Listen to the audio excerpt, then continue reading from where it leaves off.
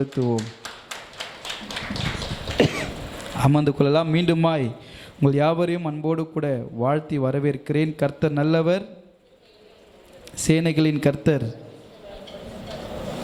காலங்கள் மாறினாலும், சூழ்நிலைகள் மாறினாலும், மனிதர்கள் மாறினாலும் நம்முடைய ஆண்டவர் மாறாதவராய் இருக்கிறார். ஹல்லேலூயா. இந்த காலகட்டங்களிலே நம் புதிய ஏற்பாட்டில் இருக்கிறதான ஓமைகளை குறித்து தியானித்து கொண்டிருக்கிறோம். மத்தேயு, மார்க்கு, லூக்கா, யோவான் ஆகிய 4 நற்செய்தி புத்தகங்களிலும் 46 ஓமைகள் இருக்கிறது. அந்த 46 ஓமையிலே 4 ஓமைகளை நாம் நிறைவு செய்திருக்கிறோம். உப்பும் வெளிச்சத்தை குறித்ததான ஓமையும், எதிராளிகளை குறித்ததான ஓமையும், ஆகாயத்து பறவைகள் குறித்ததான ஓமையும், காட்டு புஷ்பங்களை குறித்த ஓமைகளை நிறைவு செய்து 5வது ஒரு ஓமையை நாம் தியானித்து கொண்டிருக்கிறோம். நல்ல கனி கொடுக்கும் மனிதனை குறித்ததான ஓமைகள். ஆண்டவர் இதை 2 இடத்துல பேசியிருக்கிறது நாம் பார்க்கிறோம். புதிய ஏற்பாட்டிலே 2 நற்செய்தி புத்தகங்களிலே இந்த நல்ல கனி கொடுக்கிற மனிதனை குறித்து குறிப்பிடப்பட்டிருக்கிறது. ஒன்று மத்தேயு எழுதின நற்செய்தி நூல் 7ஆம் அதிகாரம் 15 20 வரையிலான வசனங்களிலே குறிப்பிடப்பட்டிருக்கிறது. அதே போல லூக்கா எழுதின நற்செய்தி நூல் 6ஆம் அதிகாரம் 43 45 வரையிலான வசனங்களில் குறிப்பிடப்பட்டிருக்கிறது. இந்த 2 எழுத்தாளர்களும், இந்த 2 ஆண்டவருடைய சீஷர்களும் எப்படி இதை வேறுபடுத்தி காண்பிக்கிறார்கள் என்பதை தான் நாம் தியானித்து கொண்டிருக்கிறோம். நம்முடைய தியானத்துக்கு மத்தேயு எழுதின நற்செய்தி நூல் 7ஆம் அதிகாரத்தை நாம் எடுத்து கடந்த வாரத்தில் நம்ம தியானித்தோம். அதை நம்ம வாசிப்போம். 7ஆம் அதிகாரம் 15வது வசனத்தை நம்ம வாசிப்போம். கள்ள தீர்க்கதரிசிகளுக்கு எச்சரிக்கையாயிருங்கள். அவர்கள் ஆட்டுத்தோலை போத்திக்கொண்டு உங்களிடத்தில் வருவார்கள், உள்ளத்திலோ பட்சிக்கிற ஓநாய். இந்த காலகட்டங்களிலே எங்கு பார்த்தாலும் தீர்க்க தரிசனங்களும், எங்கு பார்த்தாலும் ஊழியக்காரர்கள் எழும்பி அவர்கள் ஊழியர்களா அல்லது ஊழியக்காரர்களா அல்ல என்று நமக்கு தெரியாத சூழ்நிலையிலே தீர்க்க தரிசனம் சொல்லுகிறோம் என்று சொல்லி எதையாவது ஒன்று சொல்லி குடும்பத்தில் குழப்பங்களையும் பிரச்சனைகளையும் கலக்கங்களையும் உருவாக்கி விடுகிறத நம்ம பார்க்குறோம். இது கடைசி காலகட்டமாக இருக்குது. சும்மா வெளிப்படுத்தினாங்க சொல்லிட்டு குடும்பத்தில் ஏதாவது ஒன்று சொல்லிட்டு போயிட்டுனா குடும்பத்தில் என்ன ஆகும்? பிரச்சனை உருவாயிடும். சிஸ்டர், ஆண்டவர் எனக்கு வெளிப்படுத்தினார், உங்கள் வீட்டில் எலுமிச்சம்பழம் இருக்குது. சிஸ்டர், ஆண்டவர் எனக்கு வெளிப்படுத்தினார், உங்கள் வீட்டில் தகடு இருக்குதுன்னா நம்ம என்ன பண்ணோம்? அதை கிளியர் பண்ணோம். ஆமாவா இல்லையா? இருக்குது அப்படின்னா நம்ம அதை சரி செய்யணும். அதுக்கு தான் நம்மளுக்கு வெளிப்படுத்துகிறார். இருக்குதுன்னு சொல்லிட்டு போகிறதுக்காக கர்த்தர் என்ன பண்ணல, நமக்கு சொல்லலை. இன்றைக்கி கடைசி காலகட்டங்களில் நிறைய பேர் எழும்புகிறாங்க. நிறைய பேர் எழும்பி ஆண்டவர் வெளிப்படுத்துதான் சொல்லிட்டு போயிடுறாங்க. அதை சரி செய்ய மாட்டுறாங்க. எந்த இடத்துலையுமே இயேசு சொல்லிட்டு போல அதை சொன்னதை சரி செஞ்சுட்டு போயிட்டார். அல்லேலூயா. அப்போ நம்ம கடைசி காலங்களில் ரொம்ப ஜாக்கிரதையாக இருக்கணும். ஒரு வீட்டுக்குள் நாம் பிரவேசிக்கும் பொழுது அந்த குடும்பத்தை வாழ்த்த வேண்டுமோ தவிர அந்த குடும்பத்திலே கலக்கங்களையும் பயங்களையும் என்ன பண்ணக்கூடாது? உண்டாக்கி விடக்கூடாது. கடைசி காலங்களிலே இப்படிப்பட்ட கள்ள தீர்க்கதரிசிகள் எழும்புவார்கள். அப்படிப்பட்டவர்களுக்கு நீங்கள் எச்சரிக்கையாயிருங்கள். அவர்கள் ஆடுகளைப் போல ஆட்டுத்தோலை போற்றி கொண்டு நமக்குள்ளே வருகிற ஓனாய் போல இருக்கிறார்கள் என்று வேதம் சொல்லுகிறது. வசனத்தை அறிந்தவர்களைப் போல, துதிக்கிறவர்களைப் போல, ஜெபிக்கிறவர்களைப் போல, கர்த்தரிடத்தில் வைராக்கியம் உள்ளவர்களைப் போல தங்களை காண்பித்து கொண்டு உள்ளத்திலோ பட்சிக்கிற ஓனாவாக இருக்கிறார்கள். எப்படி என்றால், என்னுடைய கிரியையிலே நான் ஆண்டவரை காண்பிக்காமல் என் குடும்ப வாழ்விலே, என் மனைவி பிள்ளைகளிடத்தில், என் குடும்பத்தை சார்ந்த உறவுகளிடத்தில், என் உடன் பிறந்த சகோதரர்களிடத்தில் இயேசுவின் அன்பை காண்பிக்காமல் உலகத்தில் இருக்கிறவர்களுக்கு மாத்திரம் நான் பரிசுத்தம் உள்ளவனாய், வேதத்தை வாசிக்கிறவனாய், ஜெபிக்கிறவனாய், என் மீது எந்த குறையும் இல்லாதவனைப் போல நான் காண்பித்துக் கொள்வதற்கு பெயர்தான் ஆட்டுத்தோல் போற்றிய ஓனாய். அவன் சுயரூபம் என்னன்ட்டு 6 மணிக்கு மேலே பாருங்க சார். அவன் சுயரூபம் என்னன்னு அவங்க குடும்பத்தில் போய் பாருங்க சார். எங்கு போனாலும் உங்களை குறித்து ஒரே சாட்சி சொல்ல வேண்டும். அவர் கர்த்தருக்கு பயந்த மனிதன், அவர் கர்த்தருக்கு உண்மையுள்ளவர், கர்த்தருக்கு எங்கும் அவர் அமைதி உள்ளவர், கர்த்தருக்கு எங்கும் அவர் கீழ்ப்படிந்தவர், கர்த்தருக்கு எங்கும் அவர் பயந்த தேவ மனிதன் என்பதை உன் குடும்பம் சாட்சி சொல்ல முடியுமா? உன் உறவுகள் சாட்சி கொடுக்க முடியுமா? உன் மனைவி பிள்ளைகள் சாட்சி கொடுக்க முடியுமா? உன்னை பெற்ற பெற்றோர் சாட்சி கொடுக்க முடியுமா?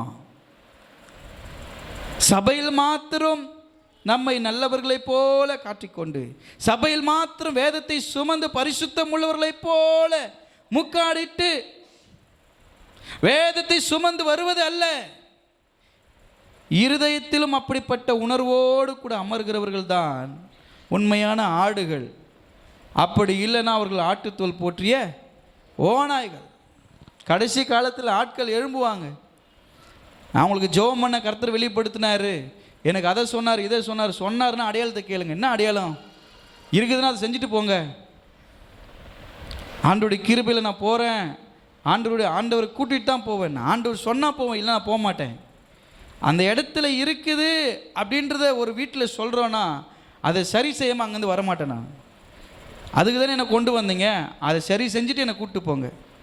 இல்லை நான் அவங்களுக்கு என்ன பதில் சொல்ல முடியும்ன்றது அந்த இடத்துல நின்று ஜெபம் பண்ணிவிட்டு நான் வருவேன். அந்த இடத்துல ஆண்டவரை மட்டும்தான் நான் காண்பிப்பேனே தவிர என்னை காண்பிக்கிறதுக்கான நான் அனுப்பப்படலை. நான் அப்படி என்ன காண்பிச்சுக்கன்னா நானும் ஆட்டுத்தோல் போற்றிய ஓனாய் தான். என்னை நான் மகிமைப்படுத்தி கொள்கிறேன். என்னை இயேசுவை முன்னிறுத்தாமல் இயேசுவை காண்பிக்காமல் போகிற இடத்துலலாம் என்னை பற்றியே என் புகழையே நான் பேசிகிட்டு இருக்கிறேன் அப்படின்னா ஆட்டுத்தோல் போற்றிய ஓனா. இயேசுவை முன்னிறுத்துறேன், அவர் தான் செய்கிறாரு, அவர் தான் இதுக்கெல்லாம் பாத்திரர், அவர் இல்லாமல் ஒரு அற்புதம் நடக்காது, அவர் இல்லாமல் அவருடைய நாமம் இல்லாமல் ஒரு மிராக்கிள் நடக்காது, அவர் நாமம் இல்லாமல் ஒரு அதிசயம் நடக்காது. அவர் தான் வண்டர், அவர் தான் சுகமாக்குறவர், அவர் தான் குணமாக்குறவர், அவர் தான் இதையெல்லாம் செய்து கொண்டிருக்கிறார். அதற்கு ஒரு கருவியாக தான் ஊழியக்காரனை வைத்திருக்கிறார். வரம் பெற்ற சகோதர சகோதரிகளை கர்த்தர் வைத்திருக்கிறார். சபையில் இருக்கிற ஊழியக்காரனே அன்றி இதை யாரும் செய்ய முடியாதுன்னு வேதம் சொல்ல, அவரை விசுவாசிக்கிற எல்லாரும் அதை செய்யலாம். ஹல்லேலூயா. யாரெல்லாம் இயேசுவை விசுவாசிக்கிறாங்களோ, யாரெல்லாம் முழு பலத்தோடு முழு ஆத்மாவோடு கூட ஆண்டவரில் அன்பு கூர்ந்து அவரை நேசித்து என்னை கொண்டு கர்த்தர் இதை செய்வார் என்று சொல்லி விசுவாசிக்கிறார்களோ, ஆண்டவரே சொல்லுகிற தன் சீஷர்களை பார்த்து, என்னை விசுவாசிக்கிறவன் என்னிலும் பெரிய காரியங்களை செய்வான். அவரை நம்புகிறவர்கள், அவரை விசுவாசிக்கிறவர்கள் அவரிலும் பெரிய காரியங்களை செய்வார்கள். ஆனால் அது அவரே செய்கிறார். என்னிலும் பெரிய காரியங்கள் செய்வான்றதுனால ஆண்டவரோட நான் பெரிய காரியத்தை பண்ணுறேன் அப்படின்ற பெருமை வரக்கூடாது. அங்கே உன்னை கொண்ட பெரிய காரியங்கள் செய்யறது யார் தான்? அவர் தான். என்னிலும் பெரிய காரியங்கள் செய்யன்னு சொன்னவர் தான் செய்ய முடியுமோ தவிர, நான் தனியாளாக போயிட்டு என்னால் இது நடக்குது நான் எங்கே நான் நிற்கிறேன்னா கண்டிப்பாக அந்த இடத்துல அவமானப்பட்டு தான் வரணும். அந்த இடத்துல எனக்கான கனத்தை மகிமை இழந்து தான் வரணும். கர்த்தரை மாத்திரம் உயர்த்தபடி தான் அழைத்து கொண்டு போகப்படுகிறோம். கடந்த வாரத்தில் நல்ல ஒரு உதாரணத்தை உங்களுக்கு முன்பாக நான் கொண்டு வந்தேன்.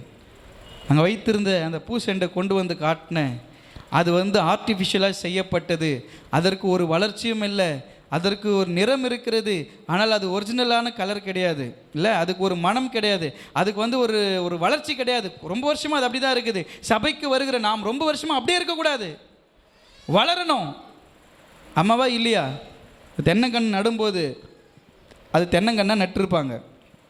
இன்றைக்கி வளர்ந்து மிகுந்த கனிகளை கொடுக்குதுல்ல, நல்ல இளநீர் கொடுக்குது, நல்ல தேங்காய் கொடுக்குது, நல்ல கொப்பரையை கொடுக்குது. இன்றைக்கி நல்லா வளர்ந்து இருக்குது. ஏன்னா அத்தனை வருஷ காலம் அது வளர்ச்சி இல்லை. இந்த சபை கட்டும்போது ஒருவேளை அந்த தென்னங்கன்னுங்களை வச்சாங்களா தெரியல. இந்த 15-20 வருஷத்தில் அது எவ்வளோ வானம் உயர்ந்து வளர்ந்துருக்கிறதோ, விசுவாசிகளாகி நீங்களும் இன்றைக்கு கர்த்தர் இந்த கனி கொடுக்கிற மனிதனை குறித்து ஓமை சொல்லுகிறார் என்றால், உங்களுடைய ஆவிக்குரிய வளர்ச்சியிலும் அப்படிப்பட்ட ஒரு வளர்ச்சி கர்த்தர் எதிர்பார்க்கிறார். அல்லேலூயா. உங்களுடைய கனிகளினால் நீங்கள் அறியப்படுகிறீர்கள், உங்களுடைய கனிகளினால் நீங்கள் அறியப்படுகிறீர்கள். இது கடைசி காலமாக இருக்கிறது. நல்ல கனி கொடாத மரங்கள் எல்லாம் வெட்டுண்டு அக்கினியில் போடப்படுகிறது. அப்படிப்பட்ட ஒரு சூழ்நிலையில் ஆண்டவர் சொல்லுகிறார், இந்த 2026 வருஷமும் இருக்கட்டும்.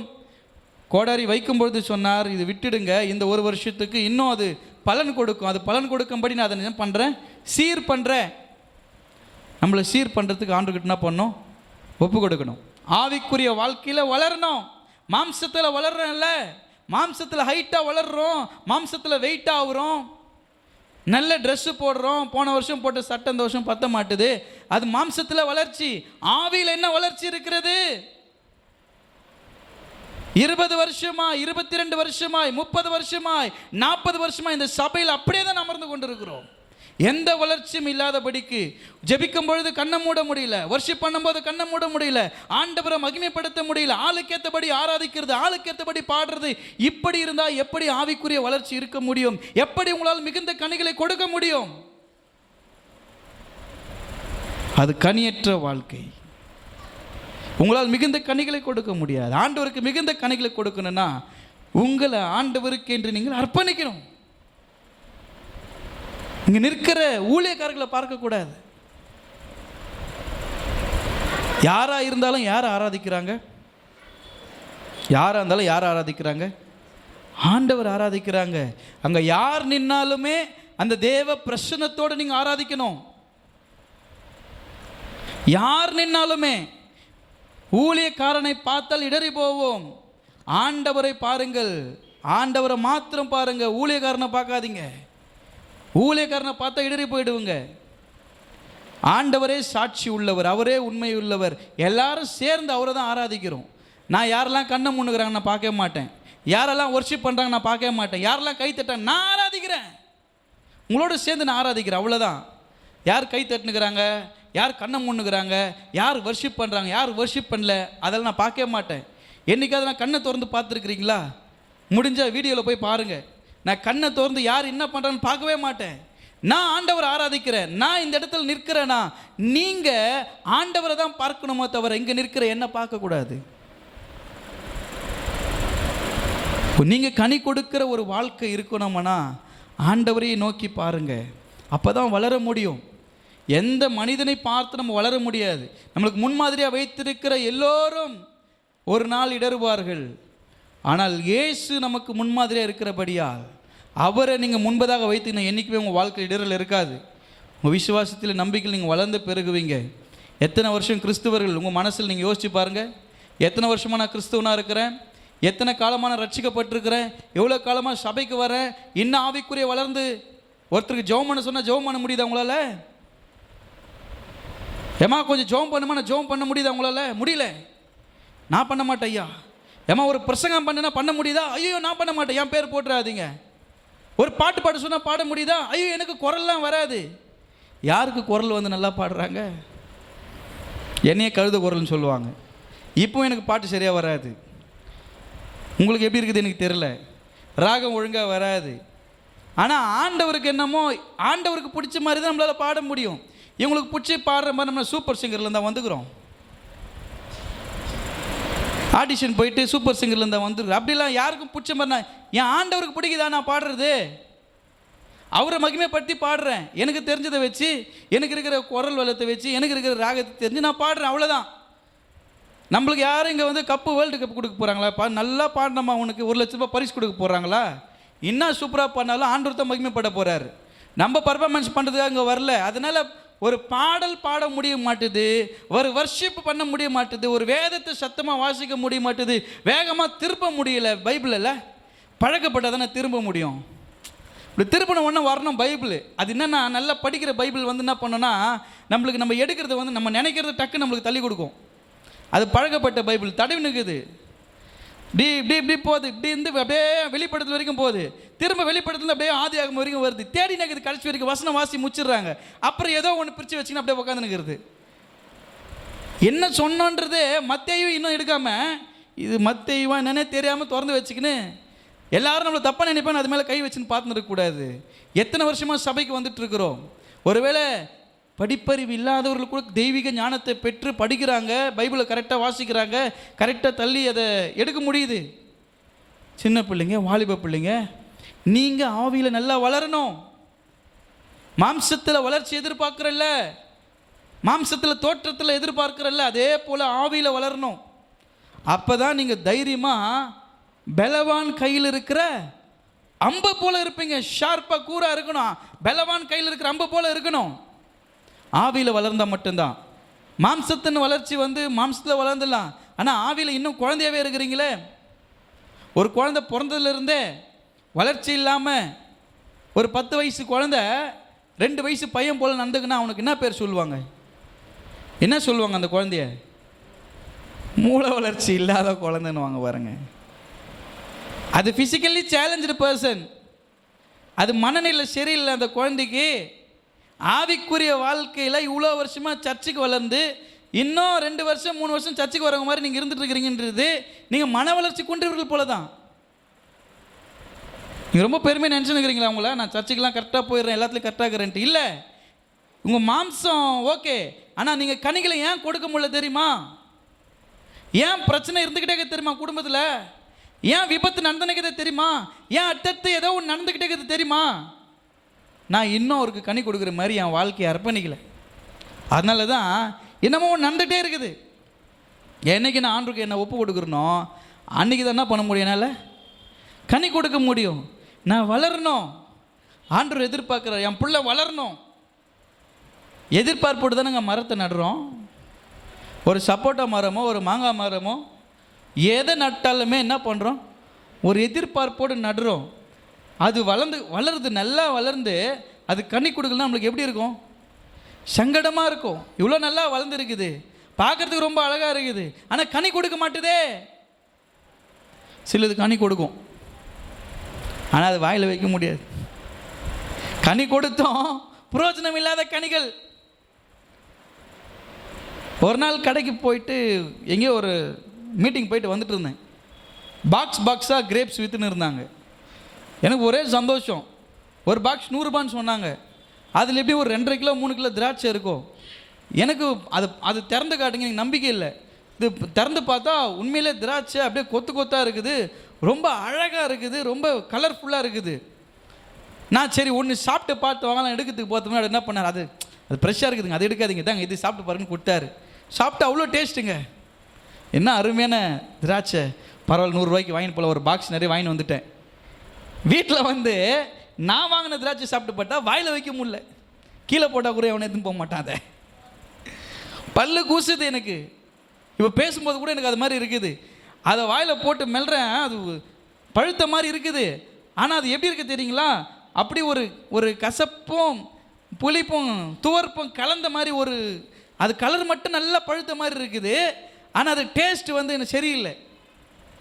இன்னைக்கு சபையில் இருக்கிறோம் அப்படின்னா நல்லா இருக்குது, நல்லா பார்க்கறதுக்கு நல்லா இருக்குது, டேஸ்ட்டு சரியில்லை. டேஸ்ட்டுன்றது என்னது? நம்முடைய எண்ணம், நம்முடைய சுவாபம். உங்கள் டேஸ்ட்டு சரியில்லை. ருசி பார்த்துருக்கிறீங்களா? கர்த்தர் நல்லவர்ன்றது ருசி பார்த்து நீங்களே இடறி போனால் எப்படி? முன்மாதிரிகளாய் கர்த்தர் உங்களை அழைச்சிருக்கிறார். ஆவிக்குரிய வாழ்க்கையில் பலனடைந்தவர்களாய் சாட்சி கொடுக்கணும் உங்களை குறித்து.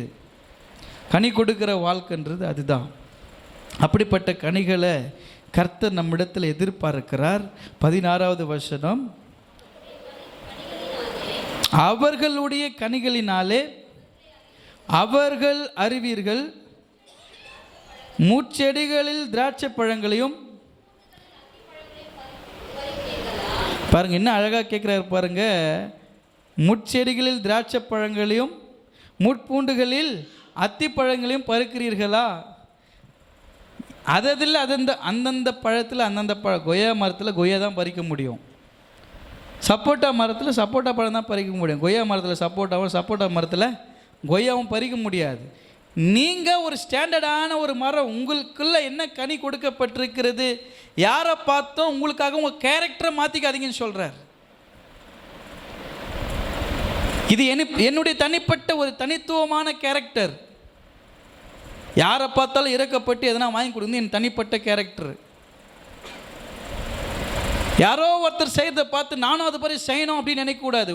உங்களுக்கு என்ன கேரக்டர், உங்களுக்கு என்ன தன்மை இருக்குதோ, கர்த்தர் உங்களிடத்தில் என்ன கனியை கொடுத்துக்கிறாரோ அந்த கனி தான் நீங்கள் நல்லா இன்னும் அதில் உங்களை மோல் பண்ணிக்கணும். இன்னும் மிகுந்த கனிகளை கொடுக்கும்படி உங்களை அர்ப்பணிக்கணும். ஆனால் இன்ன வரைக்குமே நம்மளுக்குள்ள நீங்கள் நல்லா சிந்திக்கும்படி தான் நம்ம அழைக்கப்படுறோம். இத்தனை ஆண்டுகளாய் ஆராதனைக்கு வந்து கொண்டிருக்கிறோம், இத்தனை ஆண்டுகளாய் சபையில் அமருகிறோம். ஆவிக்குரிய வாழ்க்கையில் என்ன மாற்றம் அடைந்திருக்கிறோம்? இயேசுவை என்னால் உணர முடிகிறதா? அப்படி சத்தத்தை என்னால் கேட்க முடிகிறதா? ஒரு அரை மணி நேரம் 1 மணி நேரம் ஆண்டுடைய சமூகத்தில் முழங்கால் படியிட்டு என்னால் ஜெபிக்க முடிகிறதா? அப்படி திருவசனத்தை முழங்காலிலே நின்று வாசித்த நாட்கள் போய் இன்னைக்கு ஒரு வசனத்தில் கேலண்டரில் ஃபஸ்ட்டு போகிற நிலைமைக்கு தள்ளப்பட்டிருக்கிறோம். 1 மணி நேரம் 2 மணி நேரம் முழங்கால் படிட்டு ஜெபிக்கிற நேரம் போய் படுக்கையில் பத்துக்கிட்டே பெட்ஷீட் போத்திட்டு ஜெபம் பண்ணுற நிலைமைக்கு தள்ளப்பட்டிருக்கிறோம்ல. இது ஆவிக்குரிய வளர்ச்சியா? இது ஆவிக்குரிய மாற்றமான்னு கேட்டால் ஆவிக்குரிய பின்னடைவு. ஆவிக்குரிய வாழ்க்கையிலேருந்து பின்னடைவாக இருக்கிறோம். முன்னோக்கி தான் போனோமே தவிர பின்னோக்கி என்ன பண்ணக்கூடாது, வரக்கூடாது. நிறைய பேர் சொல்லுவாங்க, முன்னால் வச்ச காலை பைபிளில் சொல்லியிருக்குது, கலப்பையில் கை வைத்து விட்டு பின்னிட்டு பார்க்கக்கூடாது. வச்சுட்டோம்ல, உழுதுடணும், அவ்வளோதான்.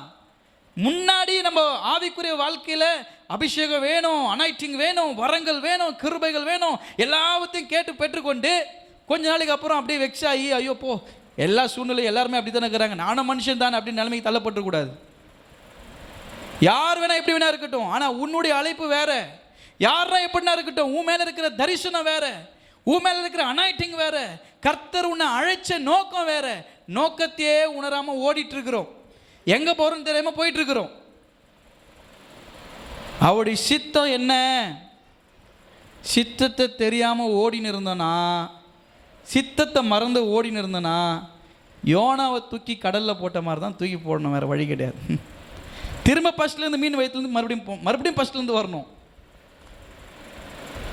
அசிங்கப்பட்டு கஷ்டப்பட்டு வேதனைப்பட்டு வரணும். அதுக்கு என்னன்னா, கர்த்தருடைய சித்தத்தின்படி நீங்கள் நடந்துட்டீங்கன்னா, அவர் விரும்புகிறபடியே நீங்கள் உங்கள் வாழ்க்கையை ஒப்பு கொடுத்துட்டீங்கன்னா, நீங்கள் சுவை உள்ளவர்களாய் மிகுந்த கனிகளை கொடுக்கிறவர்களாய் உங்களுடைய கனிகளினால் நீங்கள் அறியப்படுகிறீர்கள். நம்ம வாசிப்போம் உபாகமம் 13ஆம் அதிகாரம் 3வது வசனம்.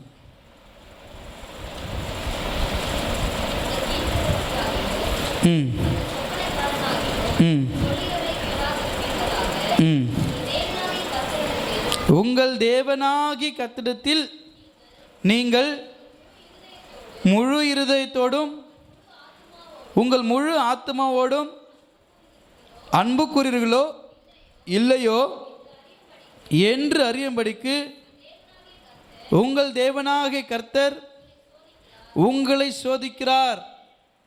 நம்முடைய கனிகளை அறிந்து கொள்ளும்படி சில நேரங்களிலே கர்த்தர் நம்மை சோதிக்கிறார். முழு ஆத்மாவோடும் முழு பலத்தோடும் கூட அவரிடத்தில் அன்பு கூறுகிறோமா அப்படின்றத கர்த்தர் என்ன பண்ணுறாரு, டெஸ்ட் பண்ணி பார்க்குறாரு. எத்தனை பிரச்சனைகள் வந்தாலும் சின்ன விஷயத்தில் ஆண்டவர் சொல்கிறார், கொஞ்சத்தில் உண்மையாக இருக்கிறவனை தான் கர்த்தர் என்ன பண்ணுறாரு, அநேகத்துக்கு அதிபதியாக வைக்கிறார். சின்ன விஷயத்தில் நம்ம தவறி போயிட்டுன்னு வச்சுங்களேன், பெரிய ஆசீர்வாதங்களை இழந்து போகிறோம். அதுதான் சொல்லுவாங்க, உலக வழக்கத்தில் சொல்லுவாங்க, சின்ன மீன் போட்டு பெரிய மீன் பிடிச்சிருவான் பிசாசு. சின்ன ஆசீர்வாதத்தை கொடுத்துட்டு பெருசை எழுந்து போயிடக்கூடாது, அதை பார்த்து ஓடக்கூடாது. கர்த்தர் உனக்கு பெரிய பெரிய நோக்கத்தை வச்சிருக்கிறாரு, பெரிய தரிசனத்தை வச்சுக்கிறாரு. நீ அதை நோக்கி தான் போனோமா தவிர, ஒரு 4 பேர் 5 பேர் இன்னும் ஒரு ஓட்ட பந்தயத்தை வைக்கிறார் ராஜா. இதில் யார் ஜெயிக்கிறீங்களோ அவங்களுக்கு ராஜ்யத்தில் பாதி தர, என்னுடைய மகளை கட்டி வைக்கிறேன்னு சொல்கிறாரு. எல்லாரும் என்ன பண்ணுறாங்க, அந்த தங்களுக்கு நியமிக்கப்பட்டிருக்கிறதான அந்த ட்ராக்கில் நிற்கிறாங்க. கண்டிஷன் என்னன்னா, அவர்களுக்கு நியமிக்கப்பட்டிருக்கிறதான அந்த ட்ராக்கில் மட்டும்தான், அந்த வழியில் மட்டும்தான் அவங்க என்ன பண்ணணும், ஓடுறதுக்கு அனுமதி. விரைந்து ஓடுகிறவர்களுக்கு முதலிடம் கொடுக்கப்படும். எல்லாரும் நல்ல பயிற்சி பெற்று வந்தார்கள். தங்க காசுகளும் கொடுக்கப்படுகிறது, ராஜாவிட மகளும் கல்யாணம் செய்து வைக்கப்படுகிறது, ராஜ்யத்தில் பாதி கொடுக்கப்படுகிறதுன்னு எல்லா இளைஞர்களும் கலந்து கொள்ள பிரயாசப்பட்டார்கள். ஒருத்த மட்டும் தந்திரமாக யோசித்தான், நம்ம 100 காசு செலவழிச்சுன்னா நம்ம 1000 காசு சம்பாதிக்கலாம், ராஜ்யத்தை பெற்றுக்கொள்ளலாம், ராஜாவின் மனைவியை கல்யாணம், ராஜாவினுடைய மகளை திருமணம் செய்து கொள்ளலான்ற ஒரு எண்ணம் அவனுக்குள்ளே இருந்துச்சு பாருங்கள். அதுக்காக 100 காசுகளை கடன் வாங்கி கையில் வைத்து கொண்டு ஓடிக்கொண்டே இருந்தான். கூட ஓடினவங்களாம் ஓடினாங்க, போகிற வழியில் கொஞ்சம் கொஞ்சமாக இறச்சிட்டே போனான் பாருங்கள். பின்னாடி வரவங்கெல்லாம், கூட வரவங்களாம் என்ன பண்ணாங்க, கீழே இருக்கிற தங்க காசை பொறுக்க ஆரம்பித்தாங்க. இவன் ஓடின ஓட்டத்தில் இறச்சினே போனான் பாருங்கள், இவங்க பொறுக்கினே போனாங்க. இல்லை யார் ஜெயிச்சதுன்னு பார்த்தீங்கன்னா இறச்சின்னு போனவன் தான் ஜெயிச்சான். இவங்க பொறுக்கின்னு போனாங்க பாருங்கள். இந்த ஒரு காயின் 2 கோல்டு காயினோட கூட அவங்க லைஃப் என்ன பண்ணுது, முடிஞ்சு போச்சு. இலக்கு ஒன்று தான். நம்ம ட்ராக்கில் நம்ம போகும்போது நமக்கு முன்னாடி ஆசையை காட்டி சிலதை விதைப்பாங்க. உங்களுக்கு முன்னாடி இருக்கிற லட்சியம் பெருசு, உங்கள் முன்னாடி இருக்கிற தரிசனம், உங்கள் முன்னாடி இருக்கிற அழைப்பு பெருசு, உங்களை குறித்து கத்தர் வைத்திருக்கிற சித்தம் பெருசு. அதை பெற்றுக்கொள்றதுக்கு முன்னாடி இந்த சின்ன சின்ன காரியங்களை உங்களுக்கு கொடுத்து இங்கே ஸ்டாப் பண்ணலான்னு பார்க்குறான். நம்ம அங்கே நின்றுட்டு இருக்கிறோம். அது 2 கையில் எடுத்துட்டுனா அங்கேயே முடிஞ்சிச்சும் கதை. 2 பெருசா 100 பெருசா? கணக்கு தெரியாதா? 2 பெருசா 100 பெருசா? எனக்கு காது கேட்காது, சொல்லுங்கள். 2 பெருசா 100 பெருசா? 100 தானே பெருசு. இன்னைக்கு 2க்காக 100 விட்டுட்டு உக்காந்துட்டு இருக்கிறீங்க. நீங்கள்லாம் 2 காசு போதுன்னு உக்காந்துட்டு இருக்கிறோம். ஆண்டவர் 100 இல்லை, எல்லாத்தையும் ராஜ்யத்தை கொடுக்கறதுக்கு ஆண்டவர் காத்துட்டு இருக்கிறாரு. கீழே இருக்கிறது எடுக்காம கீழே இருக்கிறத பார்க்காம போயிட்டே இருக்கணும். அல்லேலூயா. நம்மளை ஏமாத்துறதுக்கு, நம்மளை வஞ்சிக்கிறதுக்கு தான் சின்ன ஆசை காட்டி பெரிய தரிசனத்தை, பெரிய லட்சியத்தை இழக்க வைக்கிறான் பிசாசு. சின்ன சின்ன சிற்றின்பங்கள், சின்ன சின்ன பாவத்தில் விழுந்து உனக்கான பெரிய நோக்கத்தை, பெரிய தரிசனத்தை, பெரிய அழைப்பை நீ இழந்து போயிட்டு இருக்கிற. இது பெருசா அது பெருசா? ஆண்டவருடைய அழைப்பு பெருசா இல்லை உலகத்தின் ஆசீர்வாதம் பெருசா? சொல்லுங்க.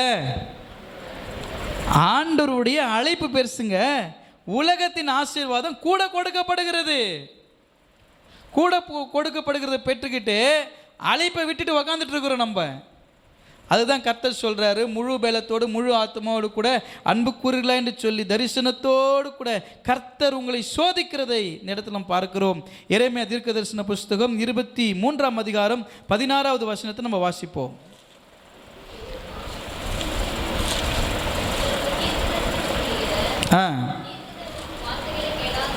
தீர்க்கதரிசியின் வார்த்தைகளை கேளாதிருங்கள், அவர்கள் உங்களை வீண் பெருமை கொள்ளும்படி செய்கிறார்கள். இது கர்த்தருடைய வார்த்தை அல்ல.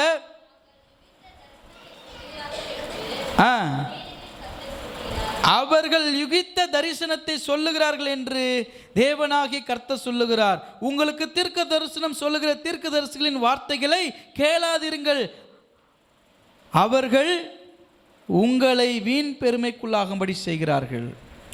சில பேர் தீர்க்க தரிசனம் சொல்கிறேன்னு சொல்லிட்டு அவங்க சொல்லுவாங்க பாருங்க, ஆண்டவர் உங்களுக்கு ஒரு பெரிய கார் கொடுக்குறதா எனக்கு காட்டுறாரு, பெரிய வீடு கொடுக்குறதா எனக்கு காட்டுறாரு, 10 சென்ட் இடம் வாங்குறதா கர்த்தர் எனக்கு காட்டுறாரு. நம்மளுக்கு உடனே ஆமேன் ஆமேன் ஆமேன் இல்லை. நீங்கள் கோடியை பெருக போகிறீங்க, ஆமேன். நீங்கள் 2 மடங்கு ஆசீர்வாதம், ஆமேன். நீங்கள் 1000 மடங்கு ஆசீர்வதிக்கப்படுங்க, ஆமேன். உங்களுக்கு புது ஐபோன் கிடைக்க போகுது, ஆமேன். இதெல்லாம் தீர்க்க தரிசனமா?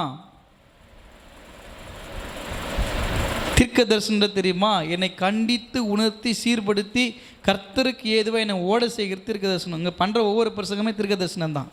அல்லேலூயா. எந்த வார்த்தை உங்களுடைய இருதயத்தில் குத்தப்பட்டு உங்களை சீர்படுத்துவதற்கு ஏதுவாய் உங்களை நடத்துகிறதோ அது கர்த்தருடைய வார்த்தை, அது தீர்க்க தரிசன வார்த்தை. உங்களை பெருமை அடைய செய்கிறது அல்ல. இங்கே பெருமைப்படுறதுக்காக 4 விஷயத்தை நீ ஆசீர்வாதமாக இருப்பாய், நீ இடம் கொண்டு பெருகுவாய், நீ வலதுபுறம் இடதுபுறம் இடம் கொண்டு பெருகுவாய், நீ அவனை போகையில் ஆசீர்வதிக்கப்பட்டிருப்பாய், வருகையிலும் ஆசீர்வதிக்கப்பட்டிருப்பாய். அப்போ எங்களுக்கு அதெல்லாம் வேணாவா? அதெல்லாம் ஏற்கனவே சொல்லிட்டுக்கிறாரு. அதெல்லாம் உங்களுக்கு இல்லாமல் வேற யாருக்கு? உங்களுக்கு இதை காட்டிட்டு முக்கியமானதை சொல்ல மாட்டுறாங்க. ஆனால் ஆண்டவர் என்ன சொல்கிறாருன்னா, இதெல்லாம் உங்களுக்கு தான், இது யாருமே எடுக்க முடியாது. உங்களுக்கான ஆசீர்வாதம் என்னைக்கும் உங்களுக்கு தான். அதை தாண்டி இதை மாத்திரத்தை உங்களுக்கு காண்பிச்சுட்டு என் தரிசனத்தை, என் அழைப்பை, உனக்கு முன்னாடி வைத்திருக்கிற நோக்கத்தை, இலக்கை இழந்து நீ அமர்ந்து கொண்டிருக்கிறாய் என்றால் இவைகளும் பெற்றுக்கொள்ள முடியாது, அதையும் பெற்றுக்கொள்ள முடியாது. இது என்ன கதைன்னு பார்த்தீங்கன்னா, அரசனை நம்பி புருஷனை மறந்த கதை தான். அதை நம்பி இதை விட்டுறக்கூடாது. இதெல்லாம் கூட கொடுக்குற ஆசீர்வாதம். ஆண்டவர் சொல்லிட்டார், முதலாவது அப்படியே ராஜ்யத்தை நீதி தேடுங்க. ஃபஸ்ட்டு எனக்கு எதுவாக இருந்தாலும் முதலிடம் யாருக்கு தான்? உங்கள் வாழ்வின் முதலிடம் ஆண்டவருக்கு தான். உங்கள் ஆசீர்வாதத்தின் முதலிடம் ஆண்டவருக்கு தான். உங்கள் உழைப்பின் முதலிடம் ஆண்டவருக்கு தான். உங்களுடைய கர்ப்பத்தின் கனியின் முதலிடம் ஆண்டவருக்கு தான். உங்களுக்குரிய எல்லாவற்றினுடைய முதலிடமும் யாருக்கு தான்? ஆண்டவருக்கு தான், வேற யாருக்குமே கிடையாது. அப்போ நீங்கள் அப்படி இருப்போன்னா இந்த உலகத்தில் இருக்கிறவர்களுக்கு கூட கொடுக்கப்படும். இதுவும் இந்த நாளில் கர்த்தர் நம்மோடு பேசிய ஒரு முன்னுரை மட்டும்தான். இதை தொடர்ந்து இந்த வார்த்தையினுடைய துவக்கத்தை அடுத்த வாரங்களில் நம்ம தியானிப்போம். வார்த்தைகளை சிந்தித்து செயல்படுங்கள். கர்த்தர் உங்களையும் குடும்பங்களையும் ஆசீர்வதிப்பார். நம் யாவரும் எழும்பி நின்று இசை பாடல் புத்தகத்தில் இருக்கிறதான 300